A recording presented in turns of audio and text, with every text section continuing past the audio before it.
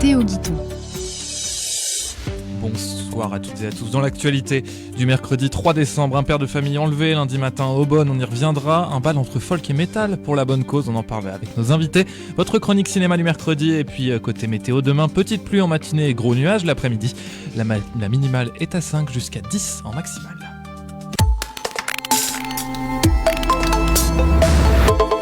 On le disait à l'instant dans les titres, à Aubonne, un père de famille d'une cinquantaine d'années a vécu un véritable calvaire lundi matin après avoir été enlevé en pleine rue devant son pavillon.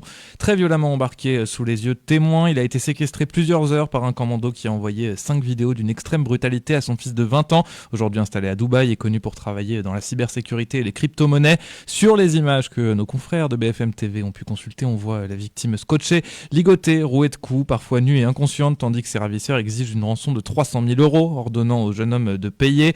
L'hypothèse d'un ciblage lié à une supposée fortune en crypto est étudiée. Le père a finalement été relâché, grièvement blessé à Louvres, une trentaine de kilomètres plus loin, et son pronostic vital est engagé. Le fils affirme que la famille avait déjà été menacée en novembre, des individus étant venus réclamer 1 million d'euros. Les ravisseurs, eux, sont toujours recherchés.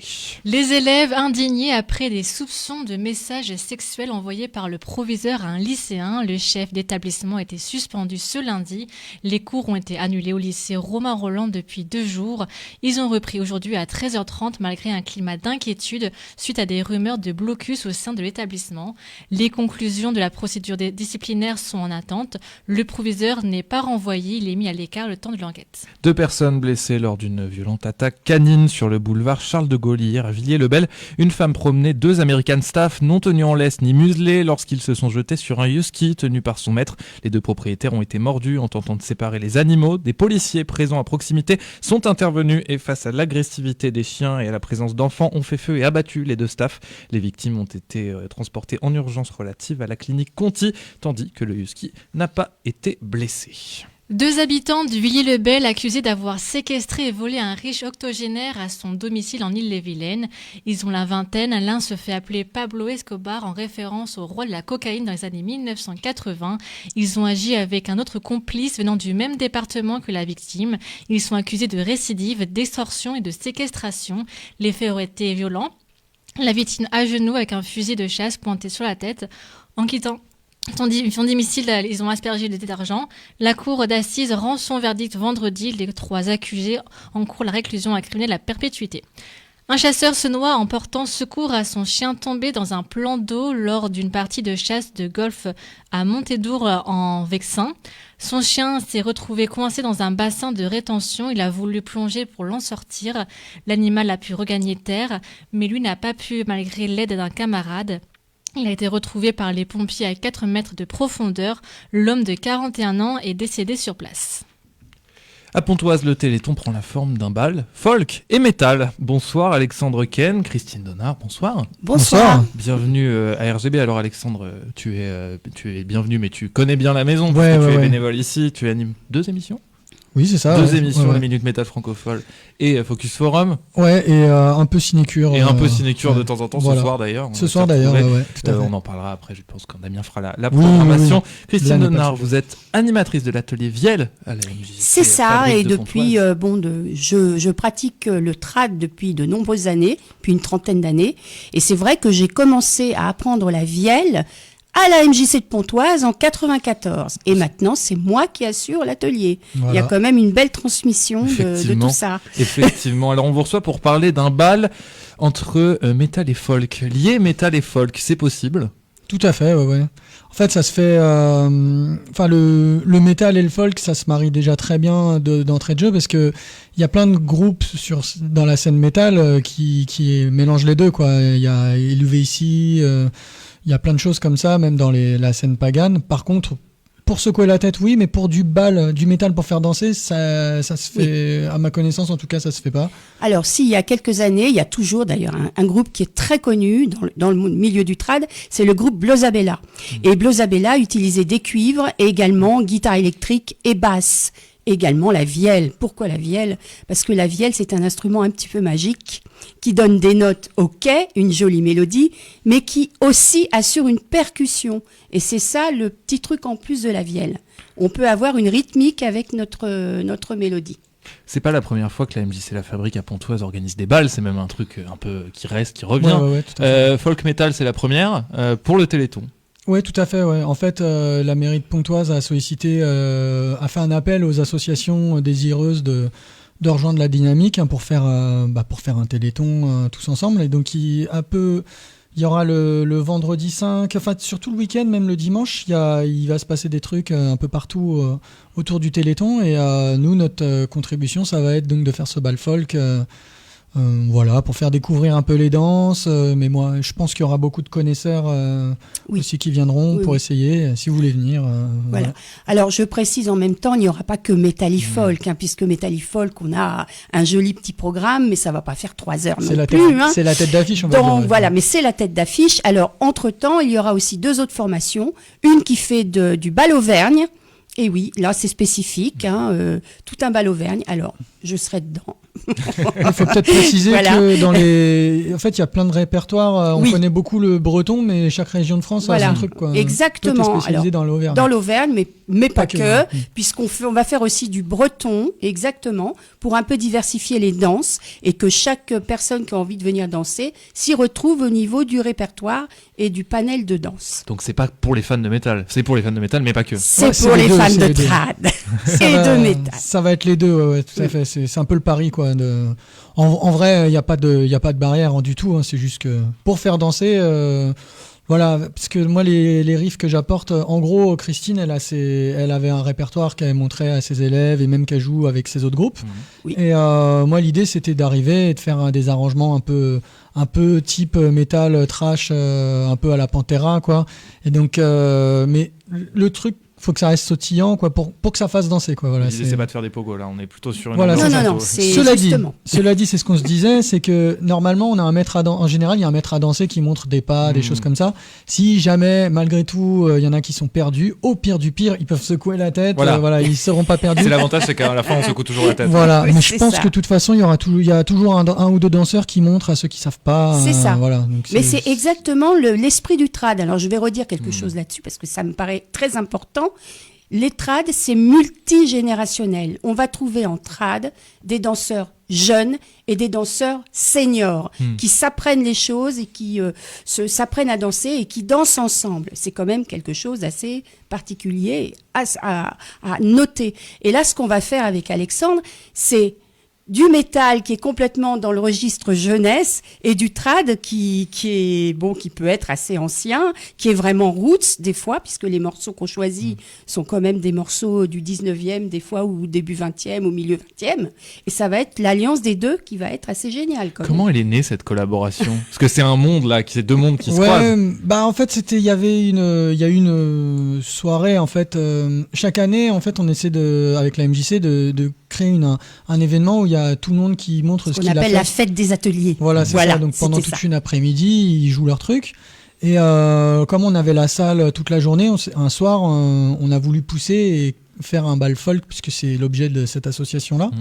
Et de là, en fait, moi, en fait, je me suis dit, ce serait quand même vachement bien de mélanger les deux genres. Enfin, moi, je sais que ça se fait depuis longtemps, ce genre de truc. Mais j'avais pas eu l'occasion, moi dans mes cercles, je rencontre des batteurs, des bassistes, des guitaristes, des chanteurs, mais des gens qui font de la vielle à roue, de la flûte irlandaise. Moi, j'avais pas ça. Oui, donc, on les croise moins dans les cercles. C'est pour ça qu'on a lancé l'idée. On a fait ça sur quelques morceaux. Oui. Et c'était super. Ouais, voilà, les gens ont joué le jeu et donc ce qui s'est passé, c'est qu'après on a créé le truc sous forme d'atelier au départ et puis là maintenant on a un groupe quasi complet. On a donc Axel qui a l'accordéon chromatique, il y a Francis que tu connais bien, je crois. Oui, mon cher époux. Voilà, qui est au violon et on a également Juline qui vient de nous rejoindre à la basse. Et pour l'instant la batterie elle est sur bande, mais voilà, pour l'instant. On ne désespère pas d'avoir un batteur bientôt. Ouais, ça va venir progressivement. On a un petit extrait de ce que ça donne, je crois, en régie, qui pourrait nous être envoyé.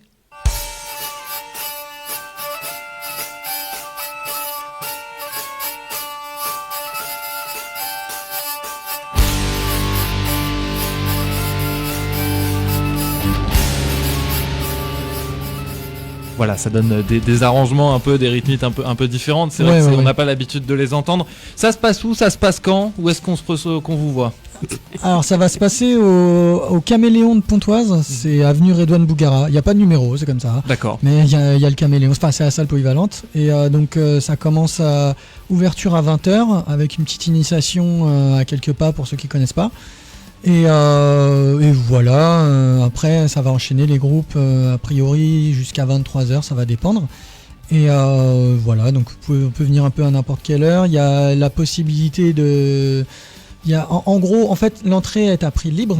Et les dons, en fait, enfin l'argent qui va être récolté, il va être reversé au Téléthon, quoi. Et oui, évidemment, ça Voilà. reste C'est ça pour le la but, bonne hein. cause. Il y aura une buvette aussi et la possibilité de faire un repas partagé. En fait, les baltrades, c'est pas comme les concerts Et où non. t'arrives et puis tu payes tout et machin. C'est un peu à la bonne franquette. C'est le côté convivial du Ouais. baltrade, Mais c'est évidemment. l'important que tu Enfin, fais. tu pourrais le dire, quoi. À chaque fois, à Herblay, c'est vrai Exactement, qu'ils oui, viennent toujours, par oui, exemple, tout le monde exactement. vient avec une tarte, un Une truc. spécialité et à un moment donné, on arrête la musique, tout le monde va manger, hop, et après, paf, on reprend le bal. Ah oui, non, mais c'est très très bien. Merci beaucoup d'avoir été avec nous. Donc on le rappelle, le rendez-vous c'est 20h. C'est donc au Caméléon à Pontoise. Il n'y a Ouais. pas de numéro. C'est quoi la rue déjà? Avenue Redouane Bougara. Avenue Redouane Bougara. Il y a Je pas me de suis. numéro. Alors apparemment, ouais, 95 300 Pontoise. Évidemment. Apparemment, Redouane Bougara, c'était un boxeur. Très bien. Voilà, Alors, en tout cas, on a l'info. Merci beaucoup d'avoir été avec nous. Voilà. Merci. Le Téléthon s'installe à Sannois. La ville et les associations se mobilisent pour soutenir la recherche médicale contre la myopathie. L'événement se déroule sur 4 jours, du mercredi 3 au dimanche 7 décembre. De nombreuses animations sont prévues, un tournoi de bridge, des ventes de gâteaux, de tricot et une tombola. Les sapeurs-pompiers de Sannois seront présents pour proposer des animations au marché de la ville. Des bouteilles de vin local seront mises en vente au profit du Téléthon. Les habitants sont aussi invités à déposer leurs piles dans une boîte prévue à cet effet, une pile égale un don. Et la médiathèque de Persan organise jusqu'au 6 décembre une grande vente l'art à petit prix à la médiathèque Boris Vian où près de 850 œuvres originales, peintures, gravures, collages ou photos réalisées par une quarantaine d'artistes reconnus sont proposées entre 2,50 € et 90 €, c'est pas cher. L'opération dans la continuité de l'Artothèque municipale créée en 2012 vise à rendre l'art accessible à tous. Certains artistes ont créé des formats spéciaux, d'autres ont divisé leur prix comme Bed Deum, déjà exposé à Beaubourg. Le public peut acheter des pièces uniques ou simplement découvrir la sélection présentée comme une galerie. L'exposition vente est ouverte mercredi et samedi de 10h à 18h, jeudi de 15h à 18h et vendredi de 15h à 19h. C'est mercredi et vous en avez l'habitude. Place à la chronique cinéma de Damien. Ah bon, il a pas de prénom. Oublie que t'as aucune chance, vas-y fonce. Rubrique cinéma.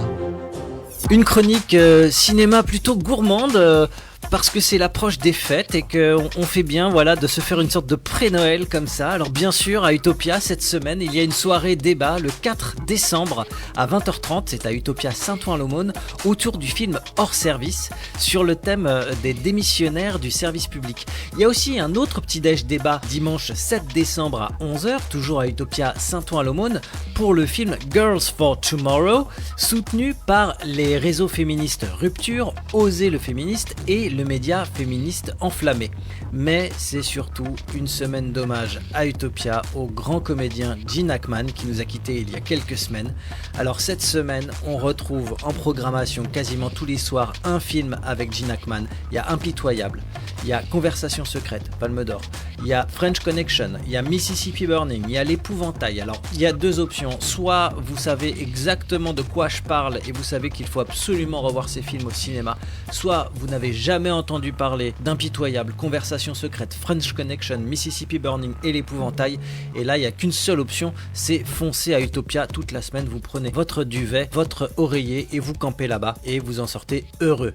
En sortie nationale, eh bien c'est le nouveau film de Fabrice Eboué, Gérald le Conquérant. Alors Fabrice Eboué, dont on avait beaucoup aimé le précédent film Barbac, pour le moins mordant et saignant, hein. Il avait même été comparé à C'est arrivé près de chez vous, hein. Donc c'est dire à quel point la comédie très très acide était présente dans ce film. Alors sera-t-il un petit peu plus sage avec son nouveau film Gérald le Conquérant, qui est l'histoire de Gérald, un Normand qui veut bâtir le plus grand parc d'attractions du pays en Normandie.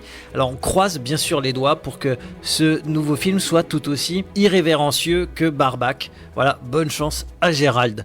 Et puis pour terminer cette chronique, au Pâté Conflans, ce jeudi 4 décembre à 20h45, eh bien, une projection unique, du chef-d'œuvre de Francis Ford Coppola, Le Parrain, le tout premier, avec un Al Pacino tout jeune, pas accord avec De Niro. Oui, De Niro c'est dans le deuxième. Al Pacino est déjà là dans le premier.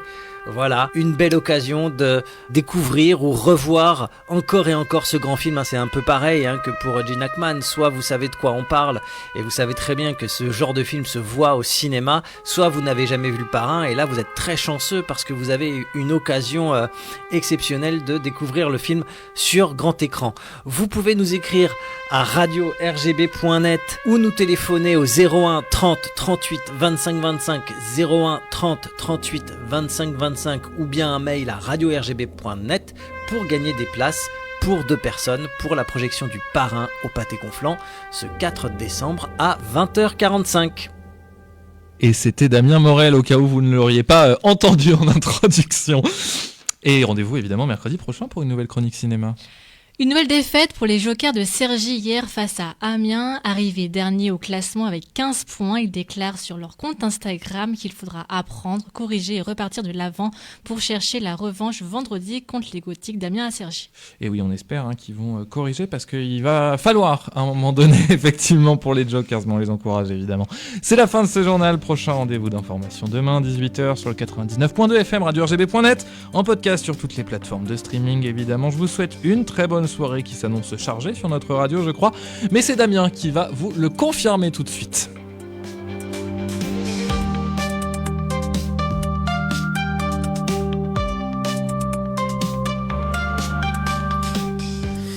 Effectivement, ça va aller dans tous les sens dans notre soirée sur l'antenne de RGB, puisque côté programmation à 19h, vous retrouvez Parole d'ado, Regard de pro, proposé par le Centre Information Jeunesse du 95, le CIJ, une émission sur le défi de la parentalité à l'ère du numérique, suivi à 20h par votre dose mensuelle de cinéma, j'ai nommé Cinécure qui ne sera pas à louper, puisque pour une fois, ils auront toute l'équipe, tous les chroniqueurs, toute l'équipe, tous les animateurs seront là réunis autour de Laurent, Luc et Alexandre notamment. Voilà.